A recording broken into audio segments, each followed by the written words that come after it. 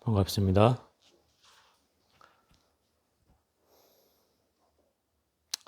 오늘은 네 번째 주입니다. 오늘은 불교 교익 가운데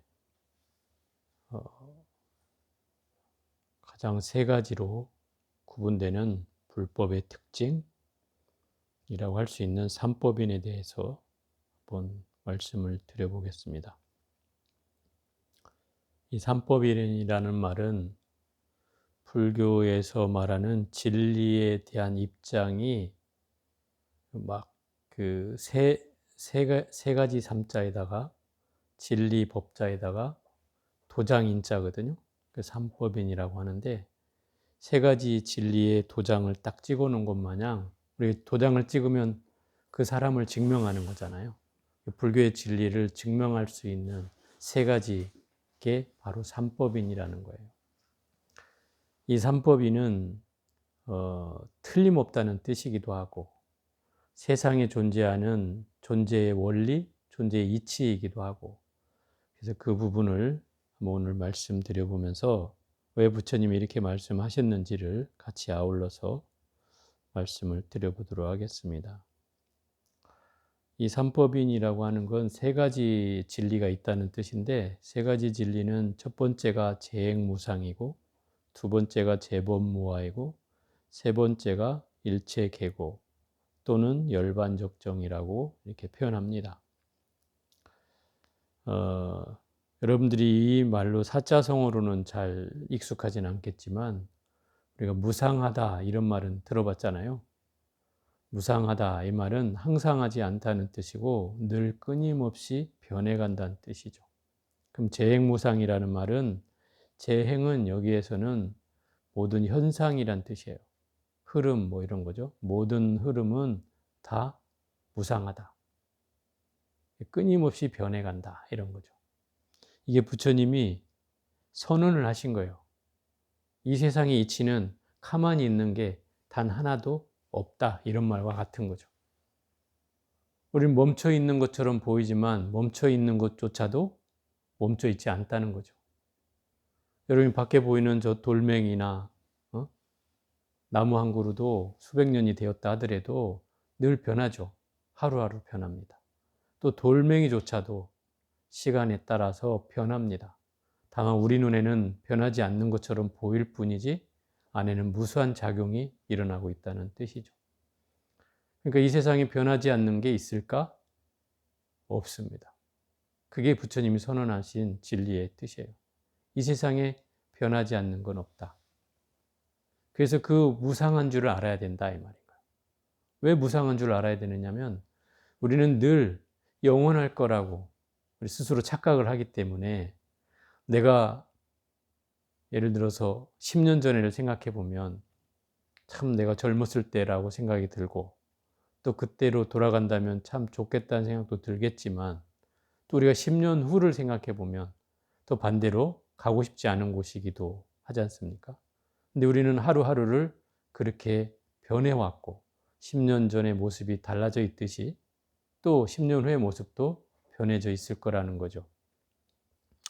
그래서 이런 무상이라고 하는 말을 불교에서는 제일 많이 사용하는 말 중에 하나인데 우리가 그 옛날 그 고사에도 그런 말이 나와요. 세옹지마라는 말 들어봤죠? 인생 무상 세옹지마라 이렇게 사람이 늘 끊임없이 변해서 이 세옹이라는 말은 무슨 말이냐면 변방세자거든요. 옹은 늙은이 옹자고 지 어조사 지자고 말마자죠. 그러면 변방에 사는 늙은 노인의 말이라는 뜻인데 이 연유가 있다 이 말이에요. 이 말을 쓰는 연유가. 이 동네는 말이 재산인 곳이에요. 말을 키워서 말을 많이 가지고 있으면 부자란 소리를 듣는 동네인데 변방에 사는 거죠. 변방에는 아무래도 산과 들이 많아서 이 말이 교통수단이 되는 곳이죠. 그러니까 이 노인네 집에 말이 몇 마리가 있었는데 어느 날 이제 말을 한 마리를 잃었다 이 말이죠. 갑자기 말이 한 마리가 도망갔어요. 사라져 버렸어요. 그러니까 동네 사람들이 그 말 한마디의 손실이 얼마나 큰 줄을 아니까 동네 사람들이 와서 이제 위로를 하는 거죠. 참 안 됐다고. 어쩌냐고. 말이 없어져서. 근데 이 노인의 대답이 더 희한한 거죠. 그냥 뭐 경상도, 아니 충청도 버전으로 하면 괜찮아요. 뭐 이런 거죠. 괜찮아요. 뭐 별일 있겠습니까? 그런데 어느 날 이 도망갔던 말이 야생마 한 마리를 데리고 자기 집에 기어들었다 이 말이에요. 원 플러스 원이 된 거죠. 그러니까 동네 사람들이 또 축하를 한단 말이죠. 야, 그 잃어버린 말이 횡재수를 가져서 이렇게 말을 가져왔다고, 부자 됐다고 막 이렇게 칭찬을 하니까 그 노인이 한결같이 그러는 거죠. 글쎄요, 두고 봐야죠 이러는 거죠. 근데 이제 이 아들이, 그 집안에 아들이 하나 있었는데 이 아들이 그 야생마를 이제 길들인다고 말을 타고 막 길들인다 하다가 떨어져 낙상이 돼가지고 다리가 부러진 거예요. 그러니 이제 동네 사람들이 와서 또 걱정을 하는 거죠. 아이고, 아들이 그 다리가 부러져서 어떻게 하냐고 젊은 나이에 막 이제 이런 얘기를 하니까 그 노인은 또 한결같이 그래요. 글쎄요, 그게 좋을지 나쁠지는 두고 봐야 알죠. 또 이러는 거죠. 근데 그 나라에 결국은 전쟁이 일어났어요. 전쟁이 일어나가지고 젊은 그 아들들이 다 병역의 의무로 이제 차출이 되는 거죠. 근데 이 집은 다리가 부러진 아들 덕분에 차출이 안 되는 거예요. 이거 횡재를 한 거죠, 또. 그러니 이 동네 사람들이 우리 아들도 다 군대 가고 다 끌려갔는데 당신의 아들만 군대를 안 갔다고. 글쎄요, 이러는 거죠, 항상. 이게 이제 인생무상 세옹지마라는 말의 어원이에요. 이 말이 왜 이런 말이 나오냐면 이 노인은 말이 없어져도, 말이 두 마리가 더 늘어도, 아니면 아들이 낙상에 떨어져서 다리가 부러져도, 또는 군대에 징역으로 끌려가지 않아도 마음이 어땠어요? 태평했다는 거예요. 아무 일이 생겨도 괴롭지 않고, 뭐 일이 더 좋은 일이 생겼다고 해도 좋아하지도 않고, 이게 그 인생무상 세옹지마라는 거예요. 사람은 누구나 끊임없이 변해가잖아요. 이렇게 여러분의 삶을 봐도 좋은 일이 있었다가 또 안 좋은 일이 있었다가 좋은 일이 있었다가 안 좋은 일이 있었다, 이게 계속 되잖아요. 그런 걸 보면 우리가 막 좋을 때는 다 좋다고 호호거리지만 또 안 좋을 때는 슬퍼서 또 눈물을 짓기도 하고 뭐 악받쳐서 또 소리를 지르기도 하고 하지만 결국은 그 모양새가 이게 무상한 거를 우리가 잘 인지를 못하는 것이다 이런 거죠. 무상한 줄 알면 거기에 우리가 천착할 일이 없어지는 거죠. 그게 이제 무상의 핵심인 거예요. 늘 끊임없이 변해가는 걸 인지한다면 우리는 이렇게 한번 예를 들어볼게요. 아까 제가 10년 전 얘기도 했는데 10년 전에 여러분의 모습과 지금 여러분의 모습 또는 10년 후의 여러분의 모습은 같습니까? 다릅니까? 네? 같아요? 달라요? 100% 다르다고 할 수 있어요? 네. 그러니까 달라진 건 맞지만 같은 것도 아니고 다른 것도 아닌 거죠. 이게 애매모호한 표현이지만 부처님 말씀이 그런 거예요. 다르다고 하면 그놈이 그놈이니까 그것도 말이 틀린 거고, 그죠? 또 같다고 하면 분명히 달라졌으니까. 그러니까 같다는 말도 틀리고 다르다는 말도 틀린 거죠. 그래서 같기도 하고 다르기도 하다 이렇게 얘기할 수 있죠. 불교 표현이 이렇게 어려워요. 왜냐하면 실질적으로 뭐 표현을 두루뭉실하게 하는 것 같지만 사실은 더 정확한 표현을 하는 거예요. 불교에서는. 그래서 말이 더 어려워진 측면도 있어요. 이렇게 우리가 시간이라는 것을 거슬러서 보면 나의 존재조차 사실 같은지 다른지도 확인할 수 없는 것처럼 끊임없이 우리는 변해간다는 거죠. 변해가요. 그래서 그 변해가는 것 때문에 그래서 괴로움이 따른다는 거예요. 변하지 않으면 괴로울 리가 없죠. 그죠? 내 행복을 계속 유지해 간다면 괴로울 일이 없죠. 근데 그 행복이 또 변하고 그래서 또 그게 불행이 찾아오고 또 그래서 그것 때문에 괴롭고 또 뭔가 열심히 또 행복을 찾기 위해서 또 노력하고 이런 것들이 이제 그 두 번째 주어진 명제가 일체계고라는 거예요. 불교는 이 괴로움이라는 말을 참 많이 합니다.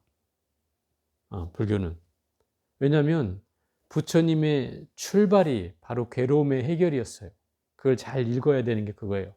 부처님의 이제 그 뭡니까?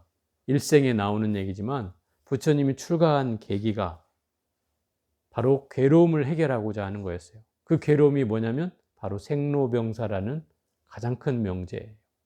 내가 인간은 태어나서 늙고 병들고 죽는다는 것. 늙고 병들고 죽는 것이 인간에게 최고 큰 괴로움이라고 하는 거죠. 근데 부처님은 이걸 해결하고 싶었어요. 그래서 출가를 하게 된 거예요. 그래서 그 괴로움을 해결하는 것이 바로 부처님의 출가 동기이자 이 땅에 오신 이유였어요. 그러니까 부처님이 태어나자마자 탄생기에 외친 게 천상천하 유아독존 삼계계고아당한지 이런 거잖아요. 이 세상의 모든 괴로움을 내가 편안케 하겠다. 이게 부처님이 이 땅에 오신 뜻을 얘기하는 거란 말이에요. 그러니 불교는 고의 해결, 고통의 해결이 불교의 목적이다라고 얘기할 수 있는 거예요. 그러면 고통은 뭔가? 이걸 이제 우리가 알아야 되는데 제일 근본적인 고통은 바로 생로병사에 대한 사고예요. 네 가지 괴로움. 태어나는 것도 괴로움이고 늙는 것도 괴로움이고 병드는 것도 괴로움이고 죽는 것도 괴로움이다. 그러면 우리 세상에 태어나서 사는 동안에 괴로움이 아닌 게 없다는 뜻이기도 한 거예요. 근데 여러분이 생각할 때는 그럴 거예요, 아마. 나는 기쁨이나 행복도 있었던 것 같은데 왜 부처님은 다 괴로움이라고 하시지? 이렇게 얘기할 수 있어요. 그런데 얘기의 포인트는 그거죠. 즐거움이라는 게 영원하지 않고, 그죠? 기쁨이라는 게 영원하지 않아서 그것들이 잠시 잠깐 있기 때문에 괴롭다는 뜻인 거예요. 영원하다면 괴로울 일이 없죠. 즐거움이 영원하면 굳이 내가 괴로워할 필요도 없는데 그 즐거움과 기쁨은 잠시에 있기 때문에 그 다음에 또 고통이 따른다는 것이죠. 그래서 무상하기 때문에 괴롭다는 뜻이 나오는 거예요. 끊임없이 변해가기 때문에 괴로운 거다 이 말이에요. 왜냐하면 그 변화라는 건 끊임없이 그 변화에 또 적응해야 되잖아요. 그러니 또 괴로운 거죠. 새로운 사람을 만나도 또 그 새로운 사람을 사귀어야 하고, 그죠? 또 새로운 직장에 들어가면 새로운 직장에 또 맞춰서 또 살아야 하고, 또 새로운 대상자를 만나면 또 새로운 대상을 만나서 또 적응을 해야 되기 때문에 그런 것들이 다 괴로운 거죠. 그래서 무상하기 때문에 일체가 괴롭다. 이런 거죠. 이 괴로움은 부처님의 첫 번째 설법이 바로 사성제라는 것에서부터 드러나요. 사성제란 네 가지의 성스러운 진리를 말하는 건데 이건 아마 다음 시간에 하게 될 것 같은데 거기에도 괴로움이라는 게 첫 번째 명제예요. 변하지 않는 첫 번째 진리가 바로 괴롭다라고 하는 거예요. 불교는 그래서 이 괴로움이라는 얘기를 많이 하니까 좀 인생을 좀 부정적으로 보는 거 아니냐. 불교는 좀 부정적으로 불교를 세상을 얘기하는 것 같다. 이렇게 얘기하는 사람들도 있어요. 그런데 현실 인식을 정확히 한다는 뜻으로 이해하는 게 더 좋은 표현이라고 생각이 들어요. 왜냐하면 현재는 끊임없이 변해가고 끊임없이 변해가기 때문에 괴로움이 생기는 거고 또 그 괴로움이라는 건 근본이 뭐냐면 실체가 세 번째 진리인데 바로 재범무아라고 하는 거예요. 재범무아는 뭐냐면 모두 제자에다가 법은 존재라는 뜻으로 써요. 법이라는 건 가르침이라는 뜻도 있고 진리라는 뜻도 있고 하지만 삼법인 할 때는 진리라는 뜻인데 재범무아 할 때는 존재라는 뜻으로 쓰여요. 그 무아라는 건 내가 없다는 거죠. 모든 존재는 나라고 할 게 없다. 이 말인 거예요. 이게 재범무아예요. 내가 있는데 왜 나라고 할 게 없죠? 내가 영원불멸합니까? 아니죠. 그러니까 내 실체가 영원불멸한 실체가 없다는 뜻이 바로 무아의 뜻이다 이 말이에요. 내가 없다는 말은 영원불멸한 내가 있어야 그걸 너라고 할 수 있다. 부처님은 이렇게 얘기하는 거예요. 네 참나는 변하지 않는 너가 있어야 되는데 네 몸뚱아리에는 실체가 없다. 왜? 영원 불멸하지 않기 때문에. 그래서 나라고 할 게 없다. 그러니 나라고 할 게 없는데 나라고 하는 걸 집착을 하면 되겠냐 이 말이죠. 그죠? 나라고 하는 존재는 세상을 살면서 내가 없다고 하는 말은 참 받아들이기가 쉽지 않은 말이기도 해요. 여러분들 분명히 내 두 눈 뜨고 있고 내가 말하고 있고 내 손짓하고 있고 이런데 내가 없다는 말을 받아들인다는 건 사실 쉽지는 않아요. 나에 대한 인식을 항상 하고 있으니까. 그리고 여러분 표현마다 그렇잖아요. 나는 이렇게 얘기하잖아요. 나는 어쩌고 저쩌고 나는 이걸 좋아해. 나는 이거 좋아. 어쩌고 나는 이거 싫어. 라고 하는 표현을 하는 것은 이미 나라는 걸 상정하는 거잖아요. 근데 부처님이 내가 없다고 하는데 왜 나라고 하는 말을 쓰지? 이렇게 생각해 보면 우리 표현 중에 좋은 표현이 뭐냐면 나라는 말보다는 우리라는 표현을 많이 쓰잖아요. 우리는 서양에서는 우리라는 말을 나에게 쓰지는 않아요. 그죠? 분명히 이게 정해져 있어요. 근데 우리는 뭐라 그러지? 집에 와이프를 소개할 때도 우리 와이프 이렇게 하죠. 그죠? 나의 와이프 이렇게 안 하죠. 우리 와이프, 우리 집사람, 그죠? 이런 표현을 쓰잖아요. 그러면 사실은 그 말은 어폐가 있는 말이거든요. 이미 틀린 말이죠. 그죠? 우리 집사람이면 공동의 집사람이 되는 거예요. 그 말은 틀린 말이죠. 근데 우리는 이걸 관용적으로 늘 그렇게 사용했다는 뜻이에요. 그 얘기 무슨 얘기냐면 반대로 얘기해 보면 우리는 이제 사회적으로는 어떤 공동체적인 특성을 우리나라 사람들이 가지고 있어서 함께 살았기 때문에 늘 우리가 앞섰어요. 우리가 먼저였어요. 나보다 우리가 먼저였기 때문에 늘 우리가 따라 붙는 거예요. 그건 나쁜 표현이 아니죠. 참 좋은 표현이에요. 저는 그게 굉장히 좋다고 생각해요. 근데 이렇게 말을 할 때는 어폐가 생기는 말이 나온다 이 말이에요. 그죠? 우리 아들 이러면 우리 아들이 남의 집 아들도 된다는 뜻이잖아요. 그죠? 이런 표현들이 이제 생겨난 거죠. 그래서 옛날에는 공동으로 길렀어요. 그러니까 자식도 나 혼자만 키운 게 아니고 마을 사람들이 같이 키워줬다 이 말이에요. 젖동량도 해주고 젖이 안 나오면 뭐 같이 오고 또 부모가 아프면 또 다른 집에서도 봐주기도 하고 이런 식으로 해서 키웠다는 뜻이에요. 그러니까 우리는 어떻게 보면 공동체적인 삶 속에서 살았기 때문에 이런 언어가 살아있는 거예요, 아직도. 그러니까 좋은 표현이죠, 따져보면. 근데 이런 표현 중에 제가 생각하는 걸로는 어떤 거냐면 나라는 개인적인 그런 생각들이 없었기 때문에 또 이 무아라고 하는 실체가 없다는 사실을 이미 정서적으로 우리는 그걸 가지고 살았기 때문에 나보다는 우리라는 표현을 많이 쓴 것이 아닌가라고 저는 생각을 해요. 그래서 이 제법무아라고 하는 건 모든 존재의 속성을 말하는 거예요. 모든 존재는 다 내 영원 불별한 내가 없다. 이 말이에요. 그래서 내가 끊임없이 변해간다는 뜻이고 나라고 하는 실체가 없다는 말은 이렇게 얘기를 해볼 수도 있어요. 그러면 우리가 여러분이 죽어서 다른 몸을 받는다든지 또 윤회를 만약에 한다고 하면 그러면 무엇이 윤회를 합니까? 내가 없는데. 무엇이 윤회를 해요? 영혼이 윤회하나요? 네? 저번 시간에 배웠구나. 맞아.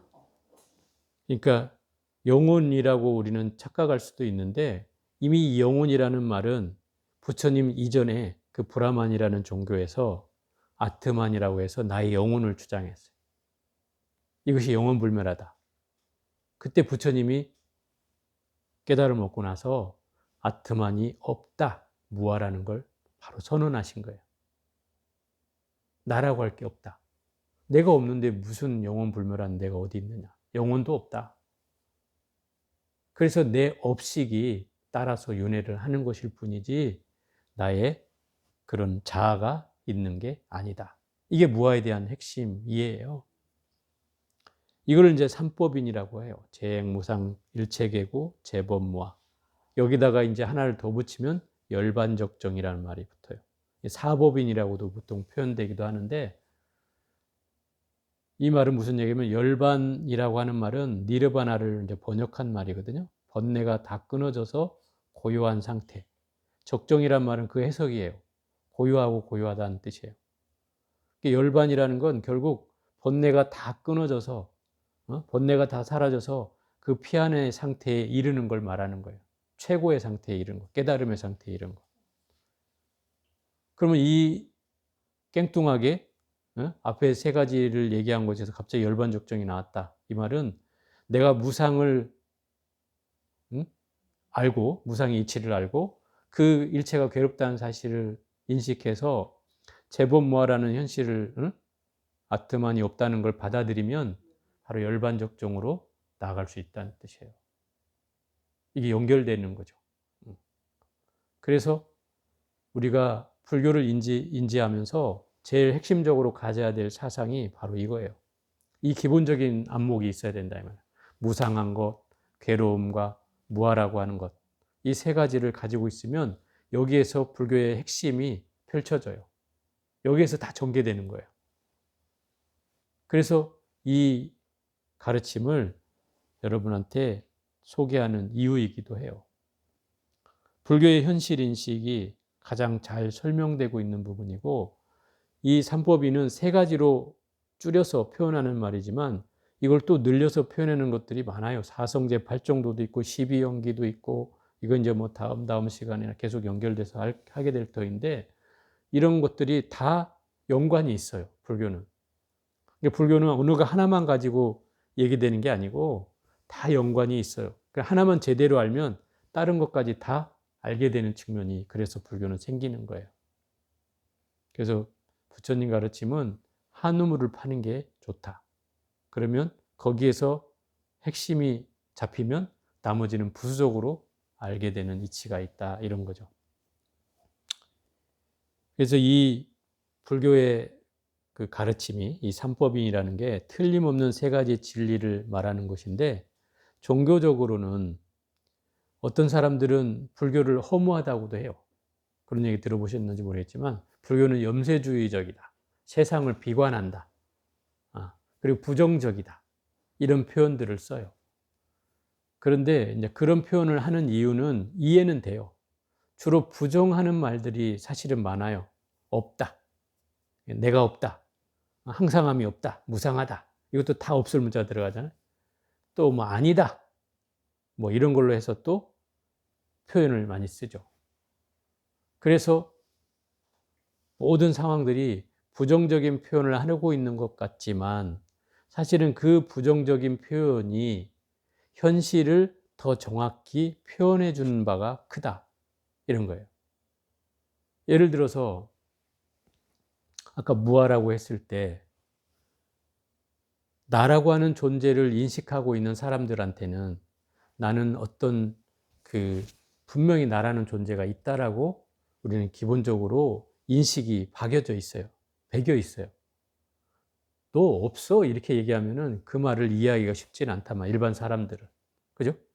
내가 본연히 여기 살아있는데 왜 내가 없다 그래? 이렇게 되죠. 근데 부처님은 이 가르침을 통해서 나의 집착을 없애기 위해서 이걸 강력하게 선언하시는 거예요. 너라고 할 게 없어. 근데 네가 왜 집착을 해? 이런 거죠.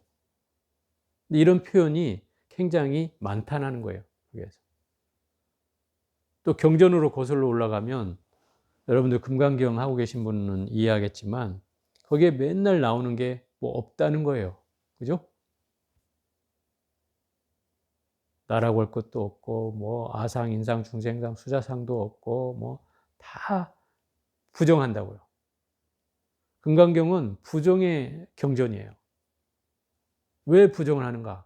내가 가지고 있는 집착을 깨트리기 위해서 그 부정을 하는 거예요. 네 가지고 있는 집착을 깨줘야 돼. 근데 사람은 그거를 그냥 말로만 들어가지고는 그게 집착이 떨어지지 않잖아요. 뭔가 실천을 해야 떨어지는 거예요. 그래서 누누이 그걸 법문으로 얘기를 하는 거예요. 금강경이 32분 가운데 계속 반복되는 게 그 아상인상 중생상 수자상이라는 거예요. 그것만 깨트리면 불교는 다 끝나는 거예요, 사실은. 근데 그게 제일 어렵죠.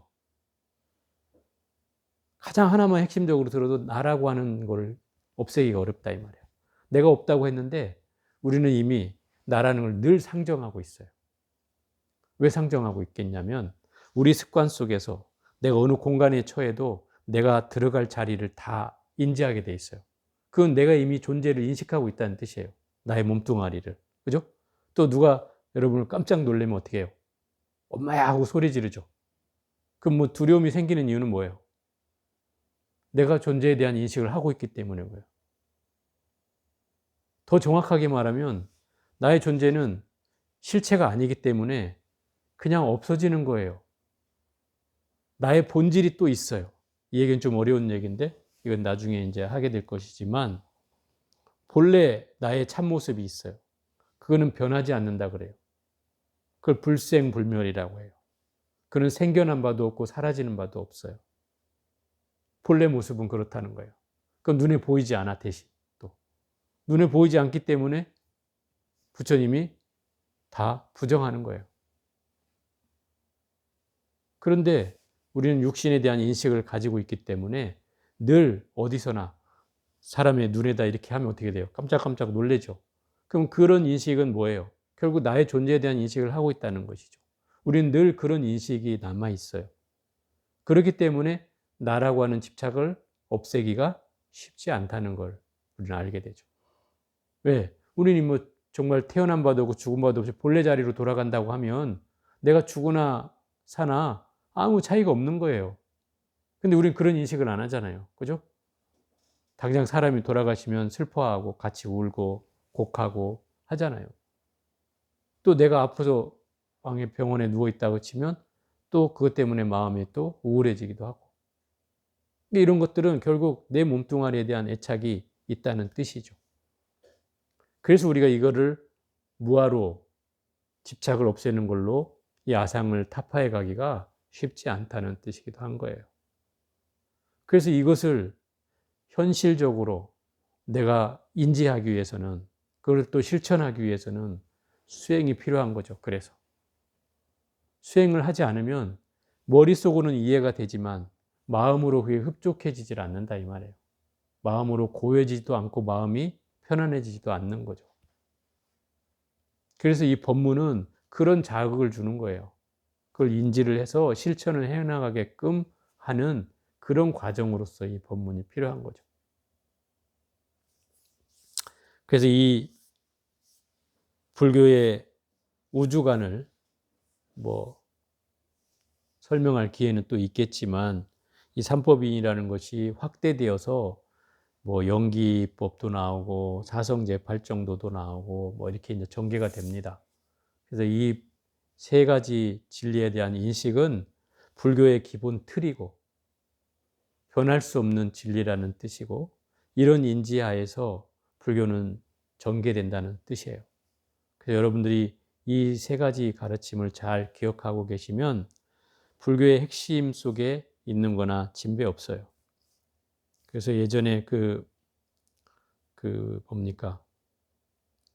금강경에 나오는 그 유명한 구절이 있는데 과거심 불가득, 현재심 불가득, 미래심 불가닥이라 이런 말 들어보신 적 있으시죠? 이 말이 이제 무슨 말이냐면 과거의 마음도 잡을 수가 없고 현재의 마음도 잡을 수가 없고 미래의 마음도 잡을 수 없다 이 뜻이에요. 이제 과거를 잡을 수 없고 미래를 잡을 수 없다는 건 이해가 되지만 현재는 잡을 수 있지 않을까? 이렇게 생각할 수도 있을 거예요. 근데 우리가 현재라고 딱 찝는 시점이 되면 그 시간은 어떻게 돼요? 이미 흘러가고 말죠. 예, 이미 흘러가고 마는 거예요. 그러면 그게 또 과거가 되는 거죠. 내가 이거 바로 현재 지금이야 하면 벌써 과거가 되는 거예요. 그러니까 그 현재조차도 잡을 수가 없다는 뜻인 거예요. 그럼 이 시간이란 끊임없이 변해간다는 뜻인 거죠. 그래서 예전에 이제 그 덕산 스님이라는 스님이 중국의 아주 유명한 스님이었는데 금강경을 아주 달통하신 분이에요. 금강경을 앞으로도 외우고 뒤로도 외우고 이런 분이에요. 근데 이분이 소문에 듣자 하니 저 남쪽에 사는 선사들이, 선을 한다는 선승들이 경전 공부는 안 하고 자복에 앉아서 이목구만 하고 있다고 저 무식한 중들을 내가 깨우쳐 주겠노라고 금강경을 바리바리 싸들고 그들을 찾아 나섰어요. 남쪽으로 가서 그 절 앞에 이르렀는데 배가 고팠어요. 점심시간이 지난 뒤라 절에 가면 밥을 못 얻어먹을 것 같고, 그래서 그 사하촌에 떡 파는 노인네한테 가서 떡을 좀 파시라고 하니까 그 노파가 떡을 안 팔고 그 걸망에 진 게 뭐요? 이렇게 물어보는 거죠. 내가 금강경의 대가인데 여기 금강경이 잔뜩 들어있어.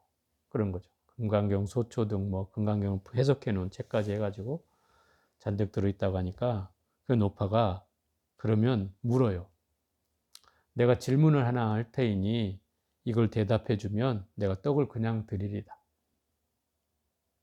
뭐 금강경에 관한 거요? 이렇게 물으니까 그렇습니까? 그럼 줬어. 뭐라도 물으시오. 내가 금강경의 대가요. 그래갖고 이 노파가 그걸 묻는 거예요. 금강경 18분에 보면 과거신 불가득이, 현재신 불가득이고 미래신 불가득이라고 있습니다. 있죠? 그러니까 있지요. 그러니까. 그럼 당신이 지금 먹으려고 하는 점심은 어느 마음에 점을 찍겠소? 이렇게 질문하는 거예요. 너무 거창한 질문이죠. 여러분이 먹으려는 점심, 그 밥을 떡을 얻어 먹으러 왔잖아요. 그 점심은 어디다 마음을 찍겠냐 이 말이에요. 여러분 같으면 어디다 찍을 거예요? 네? 찍을 수 있어요? 여기서 이제 선사의 도리가 나와야 되는 건데, 이 덕사는 교학만 배워가지고 이게 책에 나오는 얘기가 아니잖아요. 대답을 할 수가 없는 거예요. 그래서 떡 한 쪼가리도 못 얻어먹고 절을 들어가게 된다 이 말이에요.